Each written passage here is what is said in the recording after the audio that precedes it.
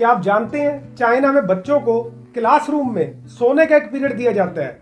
और इस nap time में बच्चे सिर्फ क्लास में सुकून की नींद सोते हैं। चाइनीज टीचर्स का यह मानना है कि इस तरह करने से बच्चों का फोकस बेहतर होता है, लर्निंग एबिलिटीज में इजाफा होता है और उनका एनर्जी लेवल इंक्रीज होता है। चाइना में 6 साल के बच्चे को स्कूल में एडमिशन मिलता है और हमारे यहाँ प्यारे पाकिस्तान में 3 साल की उम्र में पहला कलमा तैयब रटवा कर स्कूल में दाखिल करवा दिया जाता है। और अगर बच्चा किसी एक दिन स्कूल ना जाने की जिद करे तो माँ उसे बालों से खींचकर स्कूल भेज जाती है, जैसे बच्चे के एक दिन की छुट्टी करने से पाकिस्तान की तरक्की का पहिया पंचर हो जाएगा। ऐसा लगता है कि आने वाले कुछ सालों में डिलीवरी केसेस भी स्कूल में हुआ करेंगे और पहले दिन के बच्चे को एडमिशन फ्री मिलेगा। चाइनीज लोग अपने बच्चों को 6 साल की उम्र तक इंसानियत का सबक सिखाते हैं, खाने पीने के आदाब, हमसायों के हकूक। हमारे दीन के मुताबिक तो 7 साल के बच्चे पर नमाज फर्ज नहीं होती, तो 3 साल के बच्चे पर